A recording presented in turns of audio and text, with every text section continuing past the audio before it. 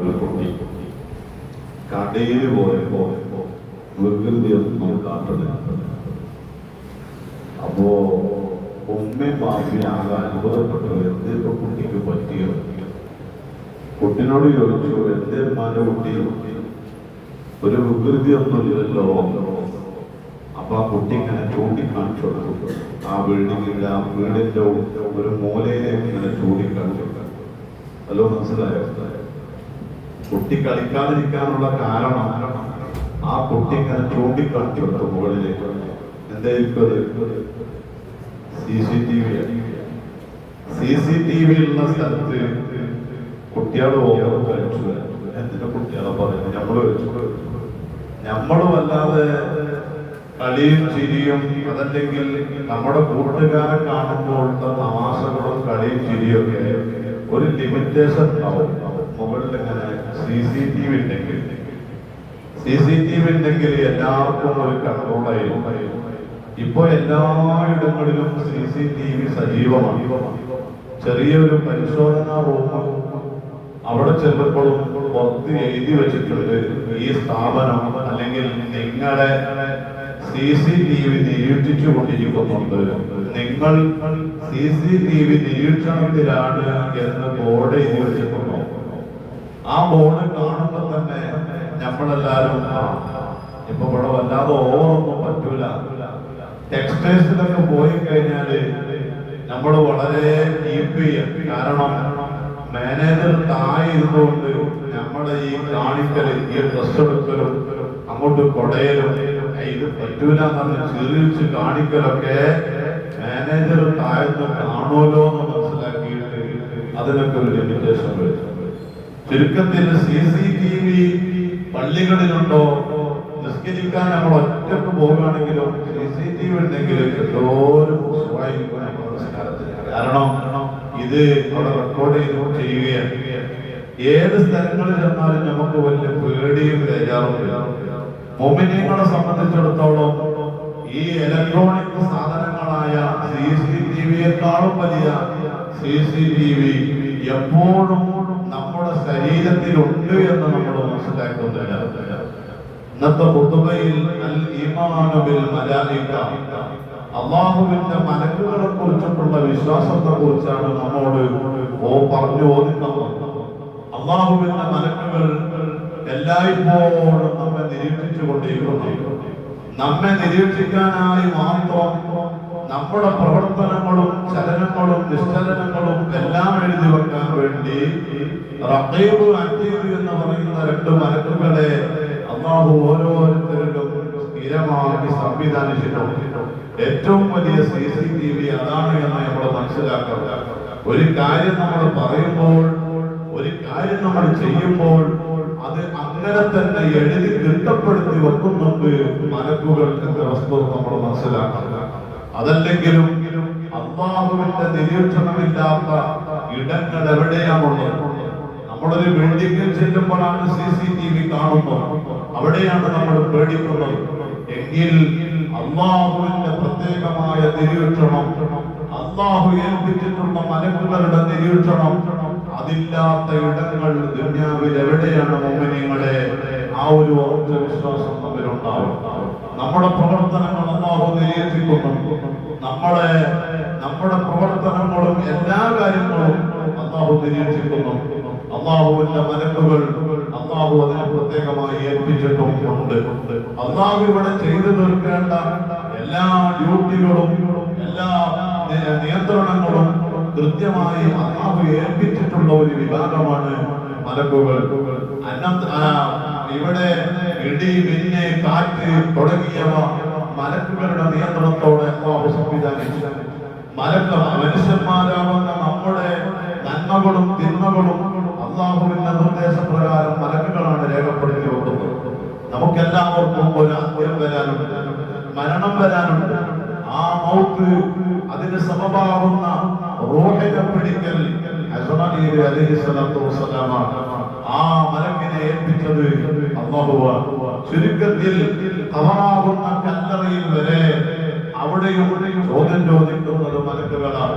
പിന്നെ അങ്ങോട്ട് പോയിട്ട് സ്വർഗമാണ് വിശ്വാസികളുടെ വല്ലാത്തൊരു വിശ്രമ കേന്ദ്രമെങ്കിൽ അവിടെയും താറാവുകാരൻ യഹൂവാൻ അലൈഹിസ്സലാമാകുന്ന മലക്കാർ.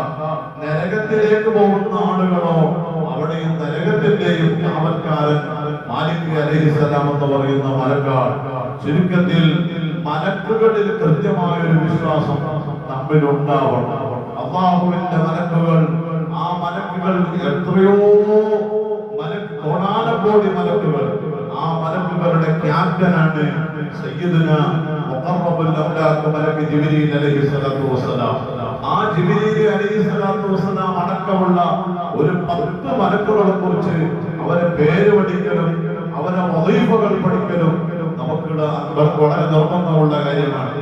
തഫ്സീറു അസ്രി മിൻഹുമു ജിബ്രീലു മീകാലു ഇസ്റാഫീലു അസ്റായീലു മുൻകർ നകീറും വഅഖീമും വഖദാ അതീദു മാലികും വറിദ്വാനുൽ ഖുദാ. ചെറിയ പ്രായത്തിൽ പാടി പഠിച്ചതാണ് നമ്മൾ. 10 മലക്കുകളെ കുറിച്ച് പഠിച്ചോളണം, അവരുടെ ജോലികളെ കുറിച്ച് പഠിച്ചോളണം. എപ്പോഴും നമ്മൾ ആ മലക്കുകളിൽ വിശ്വാസം നമ്മുടെ തമ്മിലുണ്ടാവണം. അത് നമ്മുടെ ഈമാനിന്റെ ഭാഗമാണ്. മാത്രമല്ല മലക്കുകളുടെ ഏടുകളിൽ, മലക്കുകളുടെ ലോകത്ത് നമ്മെ കുറിച്ചൊക്കെ ചർച്ചയുണ്ട് എന്ന് നമ്മൾ മനസ്സിലാക്കണം. ആ ചർച്ചയിൽ നമ്മൾ വിജയം കൊള്ളണം. നിങ്ങൾ നോക്കൂ, ബഹുമാനപ്പെട്ട ഇമാം റാസി റളിയല്ലാഹു അൻഹു പറയുന്ന ഒരു സംഭവം കാണാം. ഹബീബ് റസൂലുള്ളാഹി സ്വല്ലല്ലാഹു അലൈഹി വസല്ലം ജിബ്രീൽ അലൈഹിസ്സലാത്തു വസ്സലാമും ബഹുമാനപ്പെട്ട സയ്യിദുനാ മുഹമ്മദ് റസൂലുള്ളാഹി സ്വല്ലല്ലാഹു അലൈഹി വസല്ലം തങ്ങളും രണ്ടുപേരും ഇങ്ങനെ നിൽക്കുമ്പോൾ അതാ ഒരാൾ കടന്നു വരുന്നു. അല്ലാഹുവിന്റെ റസൂൽ സ്വല്ലല്ലാഹു അലൈഹി വസല്ലം അവിടുന്ന് ജിബ്രീലിനോട് പറഞ്ഞു, അല്ലാ അബൂദർ ഖദ് അഖബൽ. ഓ ജിബ്രീലേ, ഇതാ ഈ വന്നത് അബൂദർ ഗിഫാരി റളിയല്ലാഹു അൻഹു എന്ന് നബി സല്ലല്ലാഹു അലൈഹി വസല്ലം തങ്ങൾ ജിബ്രീൽ അലൈഹിസ്സലാത്തു വസ്സലാമിനോട് പറഞ്ഞപ്പോൾ ജിബ്രീൽ അലൈഹിസ്സലാം പറഞ്ഞു, അറിയാം നബിയേ, ഞങ്ങൾക്കറിയാം. അബൂദർ ഗിഫാരി റളിയല്ലാഹു അൻഹുവിനെ ഞങ്ങൾക്ക് കൃത്യമായി അറിയാം. ഹുവ അസ്ററു ഇൻദനാ മിൻഹു ഇൻദകും. നിങ്ങളുടെ ഇടയിൽ എത്രമാത്രം അബൂദർ ഗിഫാരിയെ ചർച്ച ചെയ്യുന്നുണ്ട്, എന്നാൽ അതിനേക്കാളും കൂടുതൽ വലിയ സുഹൃത്തുള്ള ആളാണ് ഞങ്ങൾക്കിടയിൽ അബൂദർ ഗിഫാരി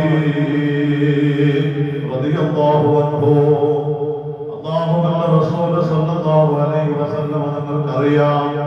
എന്നാലും ഈ ഉമ്മത്തിന് പാഠമാവാൻ വേണ്ടി, ഈ ഉമ്മത്തിന് വലിയ മെസ്സേജ് ആകാൻ വേണ്ടി അല്ലാഹുവിന്റെ ഹബീബ് ചോദിച്ചു, ബിമാറാനാല അദിൽ ഫദീലത.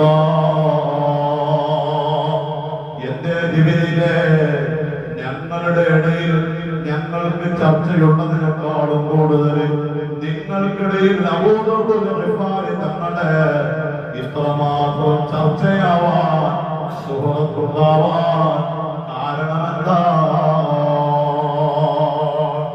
ബഹുമാനപ്പെട്ട ജിബ്രീൽ അലൈഹിസ്സലാത്തു വസ്സലാം പറയാം, ലിസ്തിഗ്രിഹി ഫീ നഫ്സിഹി.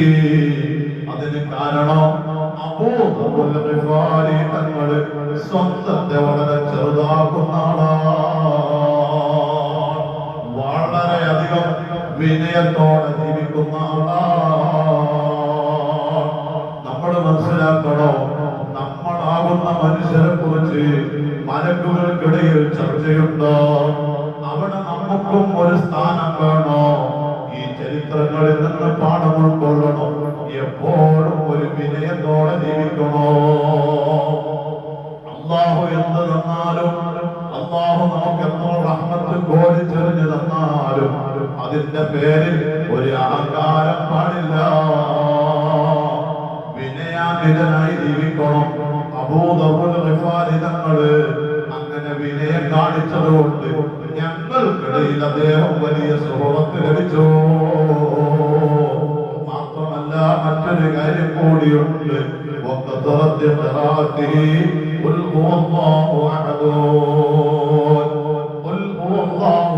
എന്ന സൂറത്ത് അധികരിപ്പിച്ച് ഓടുന്ന ഒരു സ്വഭാവം അബൂദർ ഗിഫാരി തങ്ങൾക്കുണ്ടായിരുന്നു.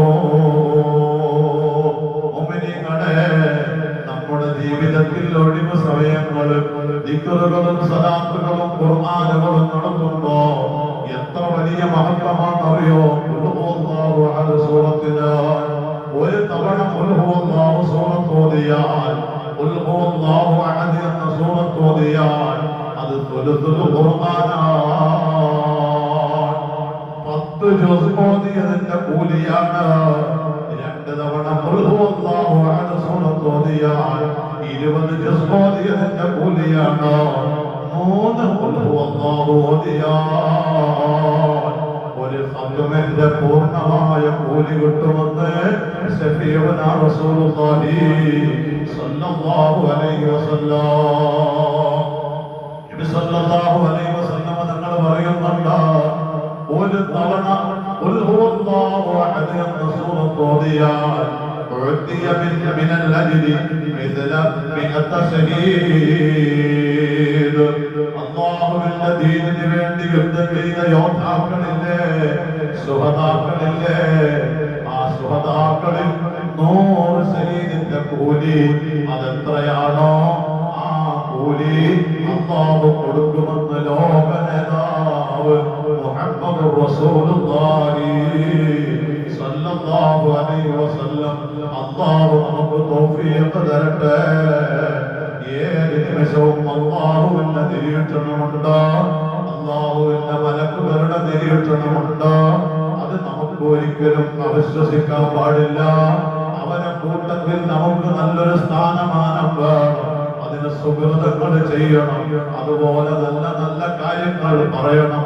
നല്ല മജ്‌ലിസുകളിൽ ഉപയോഗപ്പെടുത്തണം. കൃത്യമായി നിസ്കരിക്കണം. ഒരു നല്ല മനുഷ്യനായി ജീവിക്കണം. മുഅ്മിനീങ്ങളെ, കാലം വളരെ വൈകി നമ്മുടെ ആയുസ് വളരെ കുറഞ്ഞു പോവാം. ഓരോ കൊല്ലങ്ങൾ കഴിയുമ്പോ, ഓരോ ജന്മദിനം വരുമ്പോ എന്റെ ആയുസ് പിന്നിലേക്ക് പോവാ എന്ന് മനസ്സിലാക്കി നല്ല കാര്യങ്ങൾ ചെയ്തുകൊണ്ട് അല്ലാഹുവിലേക്ക് അടുത്ത് ജീവിക്കണമെന്നോടും നിങ്ങളോടും ഒക്കെ ഓർമ്മപ്പെടുത്തി അല്ലാഹു നമ്മെ കബൂലാക്കട്ടെ, അല്ലാഹു നമ്മെ സ്വീകരിക്കട്ടെ, പാപങ്ങൾ പൊറുക്കട്ടെ, രോഗങ്ങൾ ശരിയാക്കട്ടെ. ഏത് നിമിഷവും മരണം വരും. എന്റെ പ്രിയപ്പെട്ട ഒരു കൂട്ടുകാരൻ വേങ്ങര വട്ടപ്പൊന്ന എന്ന് പറയുന്ന സ്ഥലത്ത് ഇന്നലെ പകൽ സമയത്ത് പള്ളിയിൽ പോയി ഒരൽപ്പം വിശ്രമിക്കാമെന്ന് കരുതി കിടന്നതാണ്. പിന്നീട് സദീബ് ഉസ്താദ് കാണുന്നത് അദ്ദേഹം മയ്യത്തായി കിടക്കുകയാണ്. ഇന്ന് ഉച്ചയ്ക്ക് 2:30 മണിക്കാണ് മയ്യത്ത് നമസ്കാരം. അല്ലാഹ് നീ മഗ്ഫിറത്ത് കൊടുക്കണേ റഹ്മാനേ. നമ്മുടെ കരുണായിലുള്ള ബഹുമാനപ്പെട്ട ഹമീദ് സഖാഫി വളരെ വേണ്ടപ്പെട്ടവരാണ്. സ്വർഗം കൊടുക്കണേ അല്ലാഹ്. ഞങ്ങളിൽ നിന്ന് മൺമറഞ്ഞു പോയി അവറുകളിൽ അന്തിയർന്നുന്ന വിശിഷ്യ നമ്മുടെ വല്ലപ്പുഴ പള്ളിക്കാട്ടിൽ അന്തിയർന്നുന്ന സർവ കബറാളികൾക്കും ഞങ്ങൾക്കും നീ സ്വർഗം നൽകണേ അല്ലാഹ്. പഠിച്ചവനെ, അവരെയും ഞങ്ങളിൽ നിന്ന് മൺമറഞ്ഞു പോയി വ്യത്യസ്തങ്ങളായ അവസ്ഥാനിലെത്തിയിറങ്ങുന്ന സർവ കബറാളികളെയും സ്വർഗത്തിലൊന്ന് ഒരുമിച്ച് കൂട്ടണേ അല്ലാഹ്. മരിക്കും മുമ്പ് ഹജ്ജ് ഉംറ സിയാറകൾക്ക് ഭാഗ്യം തരണേ അല്ലാഹ്. ഞങ്ങളോട് ദ്വാരക്കണേ ഉസ്താദേ എന്ന് പറഞ്ഞ് ആരെല്ലാം ദുആ വസിയത്ത് തന്നിട്ടുണ്ടോ അവർക്കെല്ലാവർക്കും അവരുടെ കാര്യങ്ങളൊക്കെ റാഹത്തിലാക്കണം അല്ലാഹ്. ربنا تقبل منا إنك أنت السميع العليم وتب علينا إنك أنت التواب الرحيم برحمتك يا أرحم الراحمين. بفضل صلى الله على محمد صلى الله عليه وسلم. صلى الله على محمد صلى الله عليه وسلم. اللهم صل على محمد يا رب صل عليه وسلم.